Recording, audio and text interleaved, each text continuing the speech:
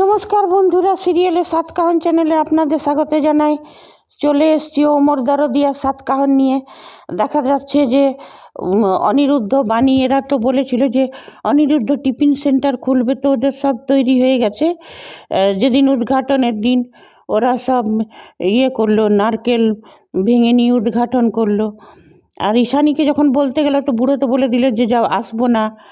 ঈশানী তা কিন্তু তারপরে ওরা সব উদ্ঘাটন পূজা টুজা করছে, তো বলছে যে বাণী তুই কর উদ্ঘাটন, আর কেউ আসবে না। তখনই ঈশানী এলো।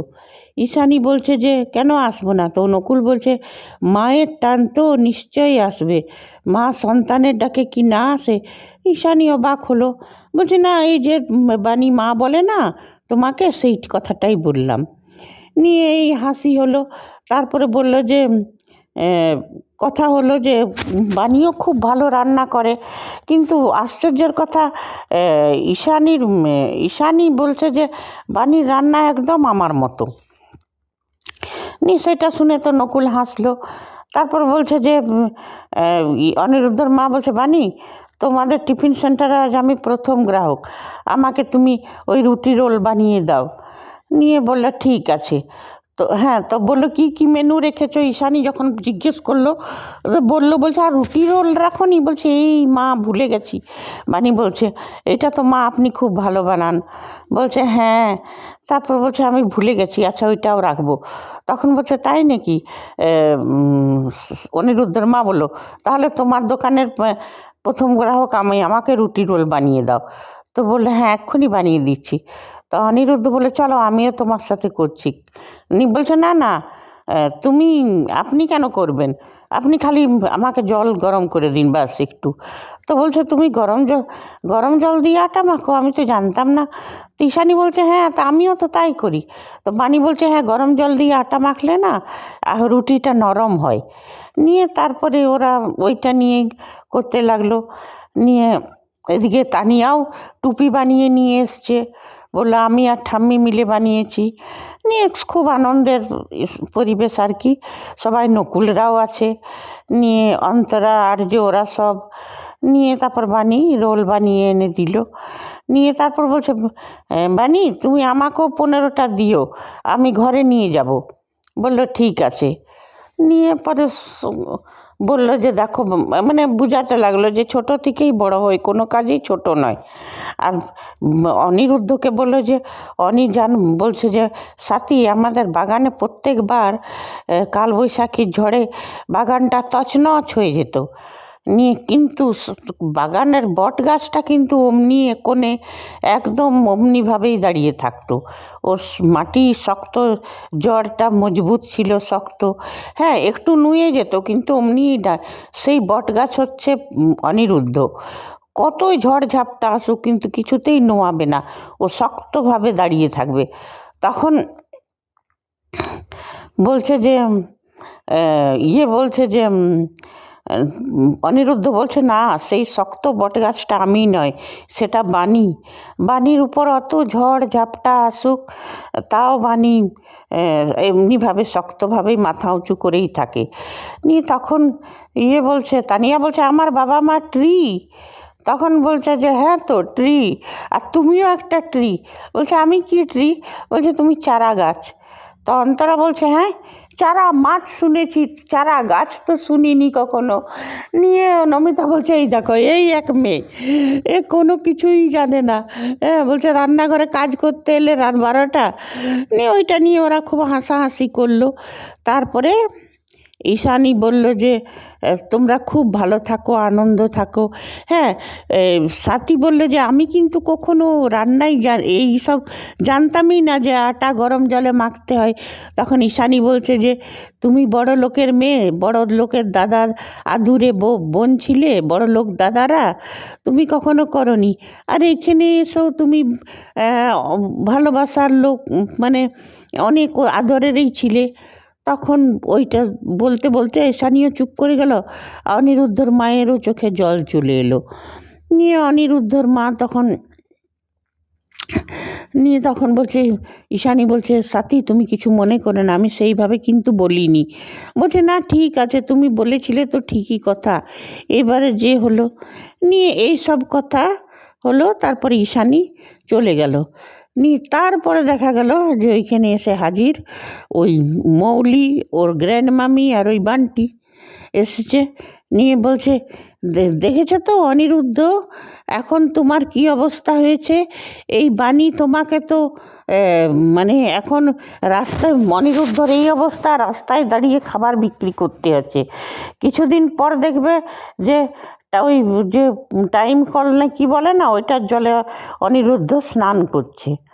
তখন বলছে যে টাইম কল বলে ওইটাকে, তো টাইম কলের জলে স্নান করা কোন খারাপ জিনিস? যাদের নেট কল থাকে না, যাদের কত কষ্ট করে তারা টাইম কলে, হ্যাঁ, তা তাতে কি, কোনো কাজই ছোট নয়। তখন নিয়ে পরে মানে মৌলি উল্টা পাল্টা শুনিয়ে যাচ্ছে। তখন বলছে যে, এই অন্তরা বলছে, এই তুমি আমার বৌদিকে, এত এত তোমার সাহস হয় কোথা থেকে, তুমি আমার বৌদিকে কেন এই সব কথা বলছো? তখন মৌলি ওকে বলছে, হাউ ডে ইউ। তখন ও বলছে, হাউ টাইম কল, জল, টাইম কলের জল, জলের পোকা, ইউ বেবুন, ইউ ওরাং ওটাং করে দুজনাতে মারপিট লেগে গেছে। কোনো রকমে ছাড়ানো হলো। বলতে, তুমি আমার বৌদিকে সব সাহস, আর ওরা কিছুতেই ছাড়াতে পারছে না, অন্তরাতে আর মৌলিতে লেগে গেছে। তারপরে বলছে যে উম, উম, কি সব বলছো? তখন বলছে, সাথী বলছে যে, মৌলি বাস করে, এখান থেকে যাও, এই শুভ দিনে আমরা তোমাকে এখানে চাইছি না, তুমি চুপচাপ চলে যাও। বলছে, আন্টি আমি তো সিম্প্যাথাইজ হয়ে এখানে এসছিলাম। বলছে, কে চেয়েছে তোমার সিম্প্যাথি? আমরা চাই না কেউ তোমার সিম্প্যাথি, তুমি এখান থেকে চলে যাও। নিয়ে পরে বলছে যে, আমি এই জন্যেই এসছিলাম যে অনিরুদ্ধ দাঁড়া। নিয়ে পরে ব্যাগ থেকে টাকা বার করে নিয়ে রাখছে। বলছে, অনিরুদ্ধ এই 1,00,000 টাকা রেখে গেলাম, তুমি নিজের দোকানটা ভালো মতন মনের মতন করে সাজিয়ে নিও, হ্যাঁ। তখন বলল, দাঁড়াও। নিয়ে বাণী কী করলো, টাকার মধ্যে 11 টাকা রেখে নিয়ে বলছে, শুনুন, এই টাকাটা আমাদের দরকার নেই, এই টাকাটা আপনি নিয়ে যান, আর এই টাকাটা দিয়ে আপনি সহবত আদব শিখুন, একটু ভদ্রতা শিখুন, এই টাকার আমাদের প্রয়োজন নেই। নিয়ে বলছে, কি তুমি এত এত বড় কথা বলো? বলছে, তখন বাণী বলছে, শোনো, আমার বাবা বলেছিল যে কেউ যদি টাকা দেয় তো তাকে কিছু বেশি করে ফেরত দিতে হয়, এই 11 টাকাটা সেই জন্যই বেশি দিলাম, কিছু সহবত আদব এগুলো শিখে আসবেন, ভদ্রতা। আপনার কি যোগ্যতা যে আপনি সিইও হয়ে বসে আছেন? আপনিও ভালো করে জানেন যে সিইও হবার বসার আপনার কোনো যোগ্যতাই নেই। আর আপনি যে এই কাড়ি কাড়ি টাকাগুলো দেখান, সেগুলো কি আপনি নিজেরও রোজগার করেছেন? হ্যাঁ, মানে বাণী ওকে ভালো করে শুনিয়েছে।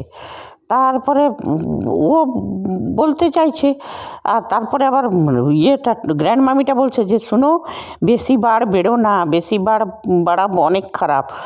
আমি বলছে, যাও এখান থেকে, যাও তো তোমরা। সাথী বলছে, তোমরা এখান থেকে যাও, আমরা চাই না তোমরা। নিয়ে চলে গেল। নিয়ে পরে ও তো অপমানের, ও তো ছাড়বে না। আর সব থেকে হাসি লেগেছে, অন্তরা বলছে, টাইম কলের জল, জলের পোকা, বেবুন, ওরাং ওটাং। দারুণ লেগেছে অন্তরার ঝগড়াটা। নিয়ে তারপরে ওরা তো ঘরে গেছে, যে লরেন্স এখন ফোন করছে। নিয়ে বলছে, ও দিদি ভাই, ওই লরেন্স ফোন করছে, ধরো। বলছে, ধরছি। ধরলেই তখনই টাকা চাইবে। বলছে, ধরো ধরো। নিয়ে ধরলো। তখন বলছে যে, হ্যাঁ, আর ওরা আবার দেখছিল বসে বসে ভিডিওতে, ঢোল, মানে অন্তরা সেই ঢোল বাজানো পার্টিকে ডেকেছিল ওদের উদ্ঘাটন সমারোহতে। অন্তরা আর তানিয়া নাচছিল ওই ঢোল বাজনার সাথে। তো সেইগুলো বসে বসে ভিডিওগুলো দেখছিল, আর জ্বলছিল আর ফুলছিল মৌলি। আর সেই সময় লরেন্সের ফোনটা আসে। নিয়ে লরেন্সকে বললো, চুপ করো, প্রত্যেক মাসে তোমার টাকা পেয়ে যাও না, তো এইবারও পেয়ে যাবে, বারবার ফোন করো না। নিয়ে তারপর বলছি, ইয়ে বলছে যে আমি দাঁড়াও না, এইবারে বাণীর ব্যবস্থা করছি। বলছে তুমি কি করবে দিদি ভাই? বলছে তুমি এখনো আমাকে জানো না তুমি, তোমার তাও মন নরম, আমার নয়। গ্র্যান্ডমামি দেখো বাণীকে আমি কেমন মজা দেখাচ্ছি, ওদের আমি দোকান করার শখ বার করছি, ওই টিফিন সেন্টার করার। নিয়ে ওর ঠাম্মিটা মনে মনে হচ্ছে দিদি ভাই তুমিও আমাকে জানো না, আমি নিজের রাস্তার মধ্যে যে আসে তাকে এক এক করে হাঁটিয়ে দিতে পারি, চাহে তুমি হও চাহে কেউ হও, আমি তোমাকেও রিয়ার দিব না। তারপরে দেখা গেল এবার দেখবো যে মানে মৌলি একটা লোককে পয়সা খাইয়ে আর অনিরুদ্ধ টিফিন সেন্টারে পাঠিয়েছে, যে লোকটা টিফিনটা খেয়ে মিথ্যায় অজ্ঞান হয়ে যাবে, আর অনিরুদ্ধ আর বাণী সেটা নিয়ে ব্যস্ত হয়ে পড়বে। নিয়ে তারপরে কি হবে সেটা তো আমরা কাল দেখবো। তবে হ্যাঁ, একটা কথা বলবো যে এইবারে আমরা দর্শকদের মনের কথাটা বলি।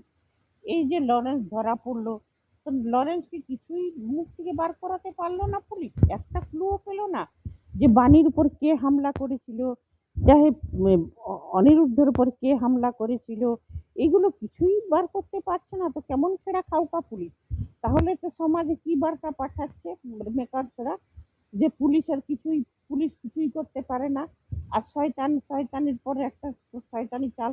কমসে কম মৌলির একটা তো কিছু শাস্তি হওয়া উচিত ছিল, ঠিক আছে, এইটা পর্দা ফাঁস হলো মিডিয়ার সামনে, ওই যেগুলো মিথ্যা বলেছিল, কিন্তু মৌলির শাস্তি তো কিছু হলো না। কেন কি ও একটার পর ক্রাইম করেই যাচ্ছে। মানে মেকারসরা কি দেখাতে চাইছে, যে মানে ক্রাইম করে সাপ বেঁচে যাও, এটা কোনো কথা হলো? আর পুলিশরা ছেড়ে খাওয়া পুলিশদের কোনো সাধ্যই নেই তদন্ত করে কিছু বার করবার, এটাই মেকারসরা বাইরে মেসেজ দিচ্ছে। কেন কি এইসব সিরিয়ালগুলোর জন্য আমাদের দেশের বদনাম। কেন বাইরের লোকও অনেক যারা বাইরের দেশে বিদেশে আছে তারাও সিরিয়ালগুলো দেখে, আর যখন দেখে যে একটার পর একটা হামলা হয়ে যাচ্ছে আর পুলিশরা কিছুই করতে পারছে না, কিছুই ক্লু পাচ্ছে না, কিছুই বার করতে পারছে না, আর ভিলেনরা শয়তানির পর শয়তানি করে যাচ্ছে, তো এটাও তো ভালো মেসেজ যাচ্ছে না সমাজে। আর ওই যে বললাম বয়স্করা দেখে, বেশিরভাগ বয়স্ক মহিলারাই দেখে এই সিরিয়ালগুলো। আর যখন শয়তানগুলো একদম সাপ বেঁচে যায় তখন তাদের কারো বিপি সমস্যা থাকে, বিপি হাই হয়, হার্ট সমস্যা থাকে, তো মাথা গরম হয়। তো সেই জন্যই বলবো মেকারসদেরকে নেগেটিভিটি যেমন দেখাও, কিন্তু এটাও দেখাও যে পুলিশরা সবসময় ব্যর্থ হয় না, কিছু না কিছু ক্লু পেয়ে যায় আর কিছু শাস্তি হোক।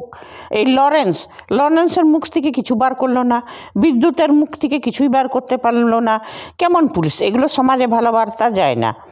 তবে হ্যাঁ, আগামী এপিসোডে কি দেখব যে বাণী এইটাও সমস্যাটা সমাধান করতে পেরেছি কিনা, এটাও বুঝতে পারছি কিনা যে মৌলির এটা চাল। ঠিক আছে বন্ধুরা, আজ এতটাই। আপনারা যদি আমার সাথে সহমত থাকেন তো কমেন্ট করবেন, না থাকেন তাও করবেন, লাইক করবেন।